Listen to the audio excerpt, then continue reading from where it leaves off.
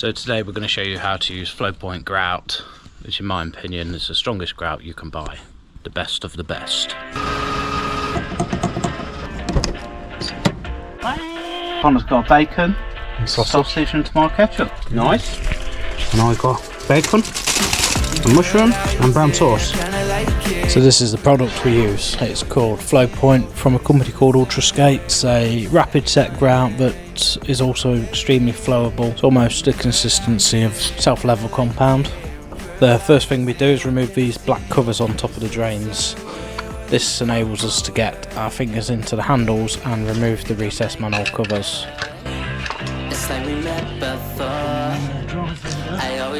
So these are sometimes a hell of a lot thicker than the ones we're using here, and they can be really heavy, and they get stuck because grit gets washed into the gaps, so it doesn't always come out as easy as that. I also forgot to mention, sometimes if there's these retainer screws, you have to remove these, otherwise the lid will not come out. And the reason we've got to remove these manholes is because, you see here, the flow point will run down this gap between the manhole and the frame, and it will set, so you won't be able to get it out. And we only really want it that side and that side, but not in the middle gap. If you're using Flowpoint when you lay your patio, you just put a little bit of mix in the end. Just stop the Flowpoint sort of running out and ending up in your gravel borders. So on the fence edge we're going to cut a 100mm gravel strip, and we do this by measuring 100mm off the fence, string the line right down and cutting it off straight with a steel saw or grinder. That will create a uniform 100mm strip of gravel down the side. It's great for drainage.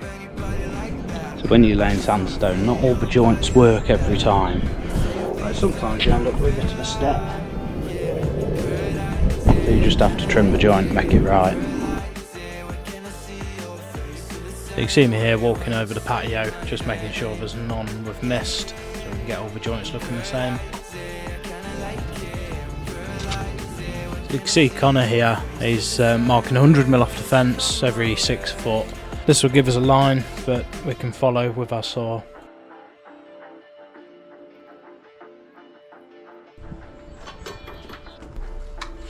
Now these grinders work awesome once you've plugged them in. PPE is a must. We always use FFP3 mask, which filters out 99% of construction dust.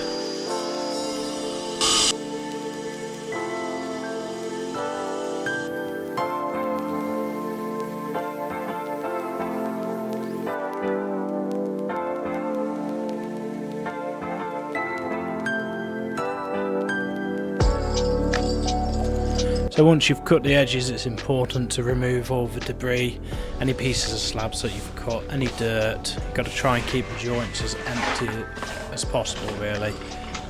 Some people use a leaf blower, we just give it a quick brush off. We try and keep our jobs nice and tidy throughout.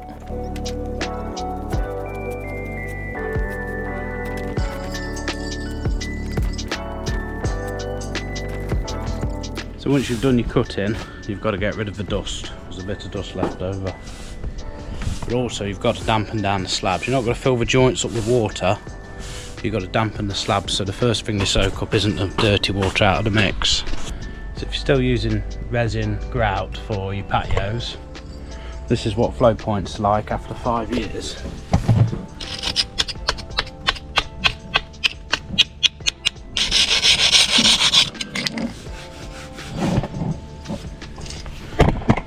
Absolutely solid. This customer jet washes patio only once or twice a year, and it's never ever blown any out. The beauty with Flowpoint is it will run underneath the edge of the slabs. If there's any voids in the slabs, say where your mix comes to here, it will just go underneath the edge and just fill the edge out. So it'll fill any gaps that are underneath as well. You can see it disappearing down the joints. I'll show you in a bit.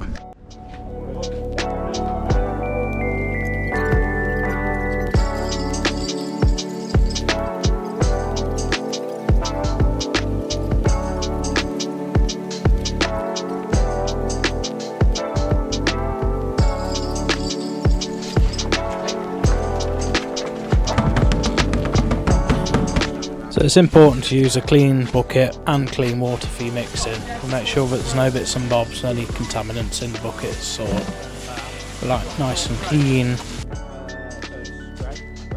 So to mix a full bag up does not take as much water as you'd assume.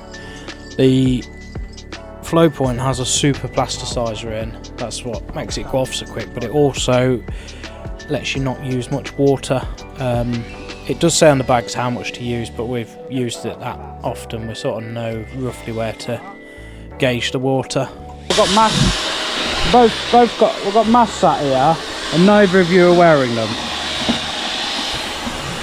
So you're looking for a consistency, it's well mixed, but also is like sort of like self-leveling compound, so runny but thick runny. So what the lads have got here in the bucket would be considered possibly a bit too wet, because with wet over slabs it does pick a little bit of moisture up off the slabs as well, so what you end up with may end up a bit wetter once you've tipped it out. Connor's just cleaning the bits off around the edge of its stick.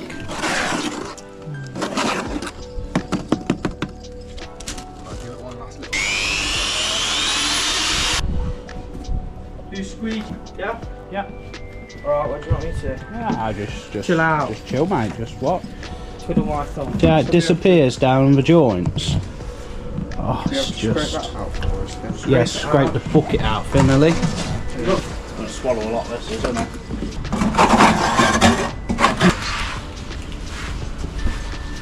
Here, don't walk through. So the idea is to keep it moving around. You can't leave it in a pile for too long, because it generates its own heat. If you leave it in a heap, it goes off quicker. The thinner it is on the surface, the slower it goes off. The thicker, the quicker. It's an easy way to remember it. That's how a lot of people get caught out. You see in the middle of the patio there's a slab drying out. That's one thing you want to try and avoid, because it will soak up the dirty water out of the mix and potentially stain the paving.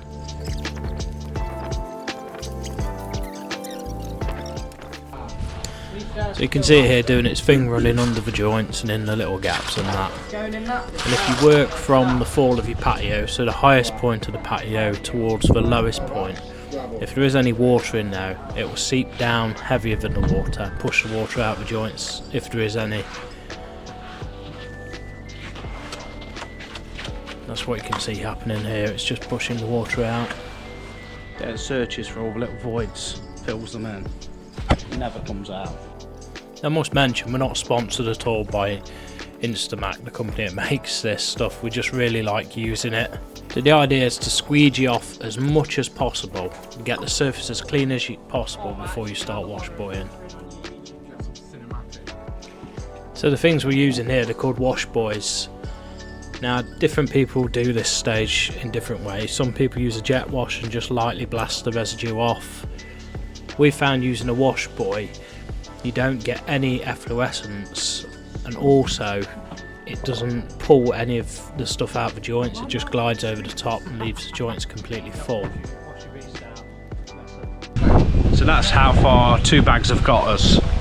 2 bags have got us from here up to about here, which I would say halfway. I know it narrows off a lot, but it's not as far. I reckon we're halfway, 2 bags. So up to now, the grouting's cost, was it £25 a bag? 50 quid so far. Never. Gone. Rock hard.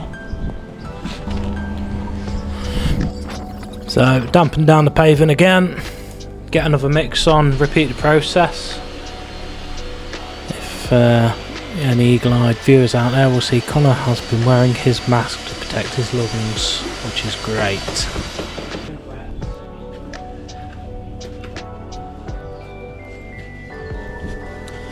So I must stress, doing this in direct sunlight or on a hot day, you're asking for trouble if you're not used to the product.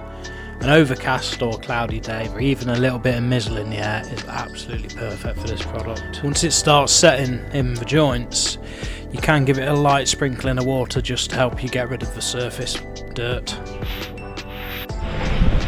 There we have it, 12 o'clock, we're all pointed up. Beautiful job. Drains back in, gaps back in. Happy days? Happy days. No. That's it, we're all done. Pointed up, tidied up, brushed up, job done. Happy days. It's all gone off, rock hard. Now we're going to go for a pint. We'll take him Finn for a pint because he's old enough now.